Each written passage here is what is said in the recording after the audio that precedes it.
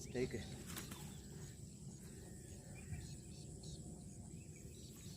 Hi நண்பா. 3வது வராள். ரொம்ப நேரம் ஆச்சு மாட்டுறதுக்கு.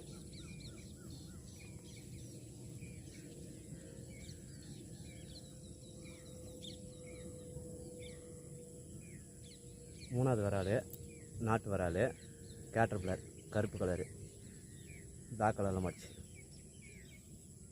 3வது மீன்.